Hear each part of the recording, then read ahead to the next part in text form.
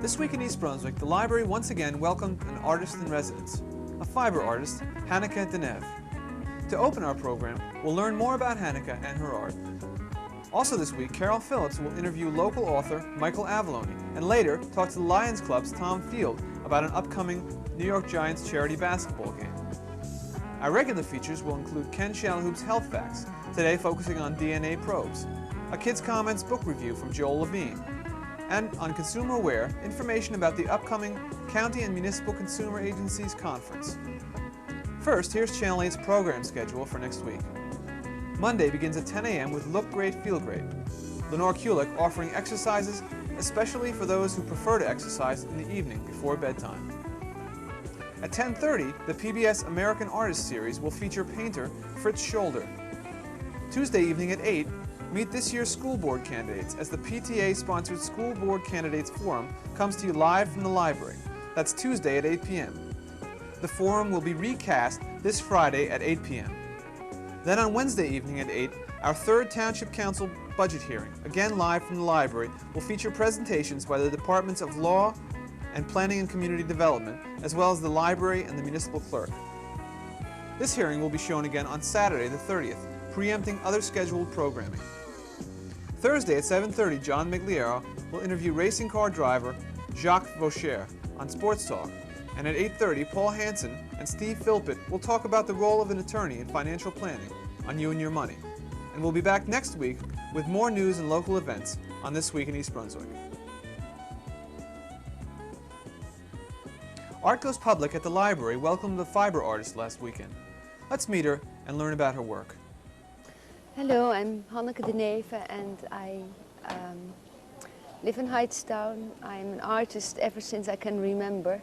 And this kind of art form I'm showing here is called fiber art. I went to art school. I taught art for about 5 years, and right now I'm painting and working a lot with material. I'm starting on a new one. I selected some colors, greens, blues, silks, and nylons, and shiny see-through material. And I'm going to copy a little sketch I made, and I'm just putting this together, cutting pieces up, basting them together, and later on I will sew them on. If I would work on this one straight, I could finish this in 1 week. The Art Goes Public program will continue next month with watercolor artist Keith Jones. We asked Hanneke how she liked the program. Well, I think it's very nice. People are very enthusiastic and they come here and talk to me, and kids are fun to talk to show the children, and I think it's a nice program. I really think so. Hello, I am Carol Phillips for This Week in East Brunswick. With me today is author Michael Avallone, who is going to be the guest reviewer at the library's next Books and Beyond program scheduled for Wednesday, March 27th at 8 p.m. And as in the past, the Books and Beyond program is a book review program, not a traditional book discussion. And Michael will be bringing his experiences as an author to a review of the science fiction classic Dune by Frank Herbert. Welcome, Michael. I think tonight, though, we'd like to hear about you. We know that next Wednesday night we'll hear about the book. But you yourself are the author of 204 books. What got you started writing? Well, the answer is always a facetious one, but it's the best one I can think of. When I discovered pencils, which was when I was about 7 years old. I've always found a blank piece of paper a challenge, you know, like filling it with drawings as a child. The two just go hand in hand. And it's a compulsion, just like alcohol, and I'm glad it's a good one, or a healthy one. What was the first story you've ever written? Oh, God, that goes so far back. I had a trick I used to do. Half of my writing experience comes from loving Hollywood movies, the old ones, the great ones. So when I was about 10 or 11, I'd come home from a movie, and if there was some particular scene in the picture that I liked very much, I'd sit down and write the scene. Not so much the dialogue, but like describing what was going on, you know. That's the way most most writers begin. Well, and if you've written 204 books, you have to be, as I've read, the fastest pen in the East. What have you written mostly? What type? Well, actually, the classification is generally mystery, which is suspense. It's a generic term. A mystery isn't always, all books have suspense, but they like to classify them as mysteries because you have a corpse in them. But I have always aimed for versatility, and I do have credits in every genre that there is. Science fiction, which is responsible for the Dune review next week, Western, adventure. The mystery novel that I work the most in is the private detective series, Ed Noon, 36 books. Then, of course, you do an armchair detective once in a while, and then mystery stories get subdivided by so many things. North by Northwest is a mystery, and yet it's a chase movie. Agatha Christie is a mystery, of course, when it's who killed who. There was no who killed who in North by Northwest. Both are mysteries, but one is what you call the chase mystery, and the other one is the armchair detective solving all the clues. I know, there are all kinds of subdivisions. Gothic, Lady in the Old Dark House, you know, that routine. Now, you've written under various aliases. Why do you choose to do that and not just use That's one not name? to dodge the income tax, people, because you can't do that anyway. One of the goofy reasons, and I mean goofy, I have 7 female bylines to go with these Gothic damsel in distress, old dark house type of mystery with a young lady who's either a governess or the new nurse or whatever. The publishers had decided a long, long time ago that women would buy those things if there were a lady's byline on them. So it's a pen name. I'll give you, for instance, little old lady walking down the aisle, if she saw Rebecca by Michael Avallone, and she was a big reader, she'd say, Michael Avallone, I'm not going to read that. He writes those tough, first-person, tough guy things. And then she'd be turned away from a book that would be a good one written in that particular vein. You know, Had I But Known, they like to call them. Rosemary Rogers and Danielle Steele are doing the same thing now, per se, although they're not mystery novels, but that's part of what I mean. As a matter of fact, I both think they're created people and that some guy is writing those, and they just put Rosemary Rogers on it because they want women to buy it because a woman wrote it. I have no proof of that, but I'm working on it. Okay. What is your favorite kind? What do you prefer to write? Which of the types? I'm going to sound like a fool about everything. Doesn't sound foolish. No, it sounds kind of intriguing. Part of it's been a challenge. If you were to suddenly say to me, go on home and I'll give you an assignment and I want you to do a children's book, or I want you to do a little old lady from Duluth book, or I want you to do a railroad book, something that takes completely on a train track, another one on ocean liner, you crack it all. That's the fun of it. Now, you do the same thing over and over again, like the 36 private detective novels, one man, a series character, which is very popular. But Yes. even him, you take him to Rome, you take him to Paris, London, that routine, instead of always being at home in an office where the beautiful client comes twisting in and says, I want you to find somebody for me. Do you travel much to get your ideas, or I do you try did. to stay locally? Well, I had a break, and I'll make this very brief. When I was 21, I decided I was going to be a full-time writer, even though I was working in a stationery store. I had I had 2 advantages over everybody else. First of all, I had the desire, but by the age of 21, I'd already been 3 years in World War II. I had 16 brothers and sisters. We had divorce, suicide, insanity, everything that could happen to somebody. Been shot at, lost my stripes in the Army, lost the great girl, all that kind of routine. So what I'm trying to say is I had something to work with because I'd already been someplace. I wasn't like the average 21-year. I know people in the state of New Jersey that have never been out of it and they're 25 years old. See what I mean? It sounds like you had quite an experience to draw upon. I had something to shoot for, and plus the basic thing was the desire. If anybody has to talk you into writing, you are not a writer. Now, when I give writing classes and things like that, I said, I'm going to sell you enthusiasm, you're going to like what I say, you're going to see what a wonderful way to live. I said, but nothing in the world after you leave me will make you sit someplace for 6 hours or 4 or 3 and do your thing unless you really want to. You're not going to do it to impress me. So you've got to like it. Like a lot of people say, gee, you sit at a desk all day. I couldn't be happier. And now, how do you feel about science fiction? You've done some science fiction. It's curious that they ask me to review Dune because I am not a science fiction fan. I grew up on Astounding Stories and Argosy and all the rest of the great ones, and I have 4 or 5 writers that I really like, but I got away from rocketry hundreds of years ago, and I approached Dune with misgivings. The end result was happy. And I'm one of those anti-Isaac Asimov types, you know, where Isaac insists everything has to come out. You see, that's what I don't like about science. In science fiction, 2 and 2 has to be 4. There's no room to swing scientifically. You can't make an error. You can't put a nameless planet in the vicinity of the moon, like I once did in 1950 when I was trying to crack fantasy and science fiction. So I prefer to write weird tales, occult, horror. It's too restrictive for me. More structured. Well, what do you have coming out in the future?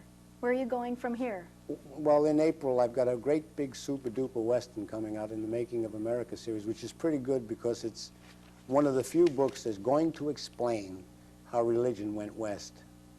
You know, the circuit preacher. And interesting. I begin with John Brown's raid with the kid. Well, I won't tell you any more than that. It's called The 6-Gun Apostles. We'll look forward to seeing it. Thank you. It's practically a wagon train story, but that makes it worthwhile, too. Interesting. I think you'll have many interesting comments to bring to Books and Beyond Wednesday night, March 27th. I look forward to hearing your comments about Dune.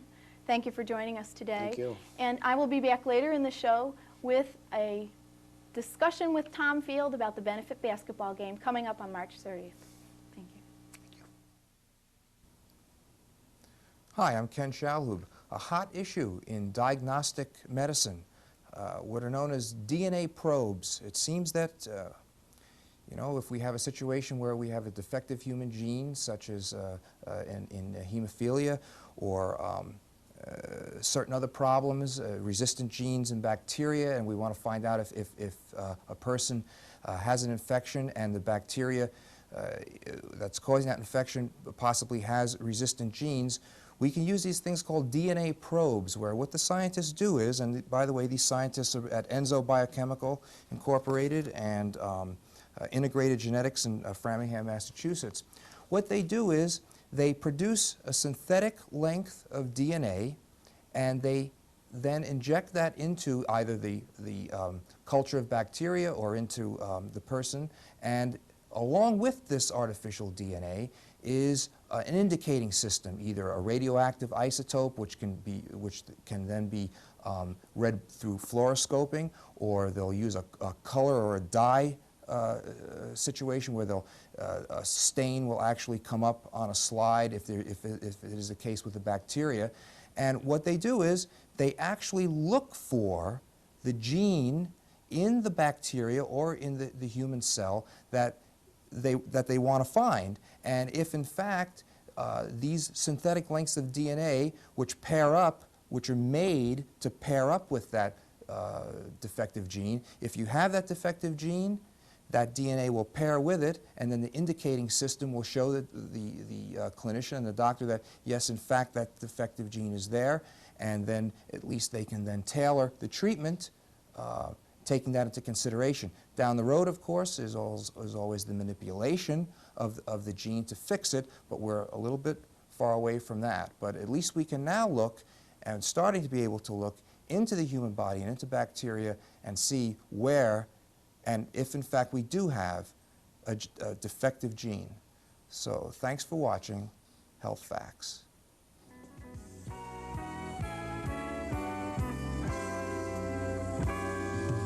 Hi, my name is Joe Levine, and I reviewed Prove Yourself a Hero by K.M. Payton.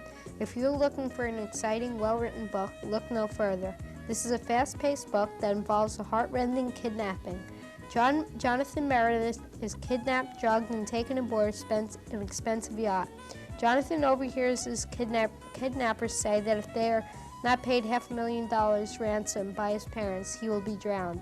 Are Jonathan's reactions to the kidnappers after hearing this news cowardly or commendable? I especially recommend this book to children in the 6th grade and up. Read this book and see if the huge ransom is paid.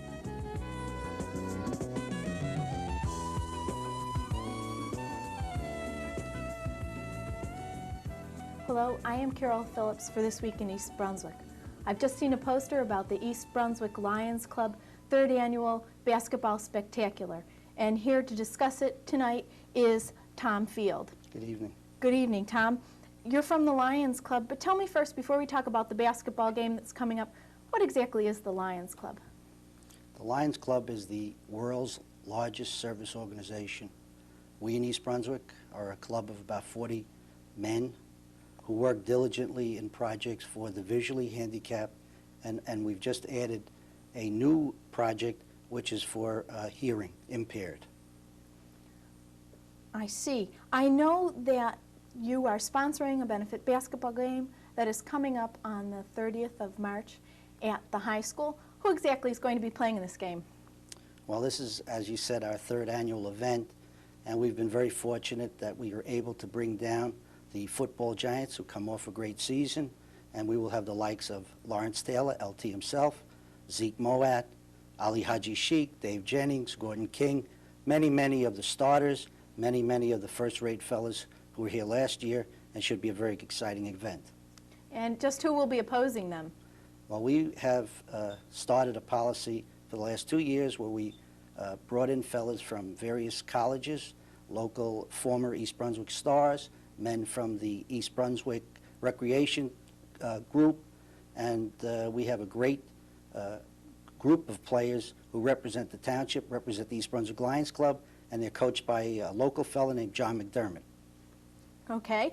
Will the Giants and, of course, the East Brunswick All-Stars be available for spectators to meet and talk to during the game, after the game? We provide for a time during the halftime where all the football players do come out.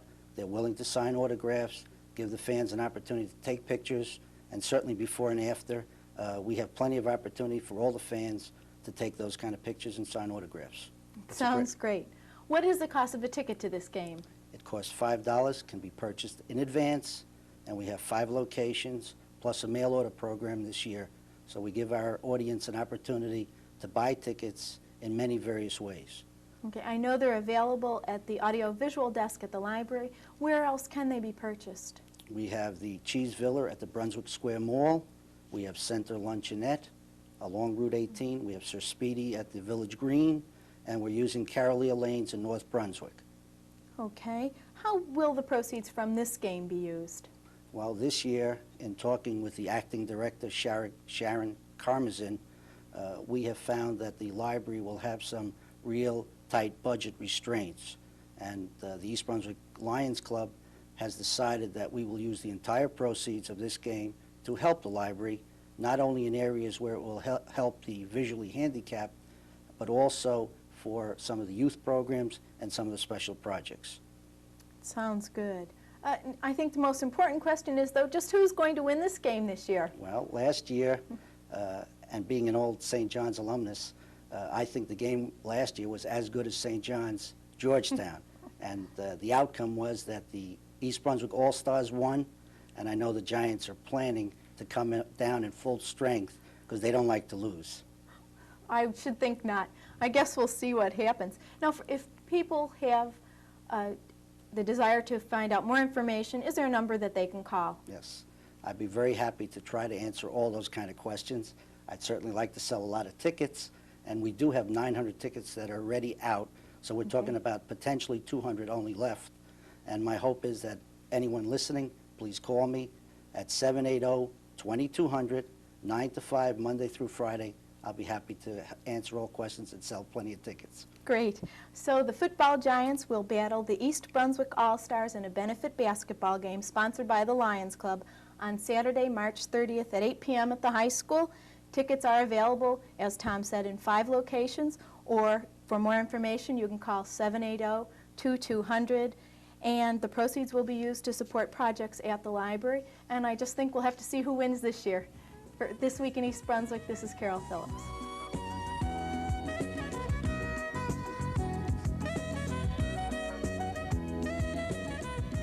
Hello, and welcome to Consumer Aware. I'm Adrienne Eisner of the East Brunswick Consumer Affairs Office.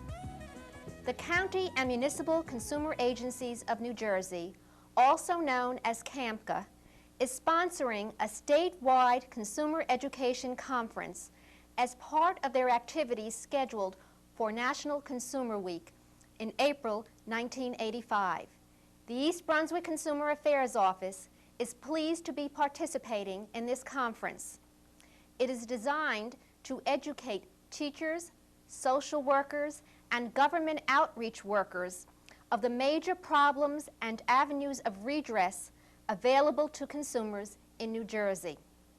Topics covered include mail order and health fraud, buying and repairing automobiles, credit and banking deregulation, and the state's consumer protection laws.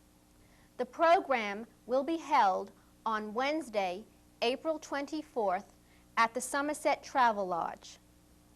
The county and municipal offices of consumer affairs have recognized the need to keep all consumers informed of new trends and ideas in consumer protection. This conference, entitled Update 85, Your Role in Consumer Protection, is only one of the many ways to bring these important issues to the people. Working together with other consumer agencies throughout the state and nation enhances consumer protection efforts. We are proud to be part of this worthwhile project. If you would like further information about the conference, or you have any other questions relating to consumer protection and your rights as a consumer in New Jersey, please contact us at the East Brunswick Consumer Affairs Office. Our telephone number is 390-6954. Thank you for joining me on Consumer Aware.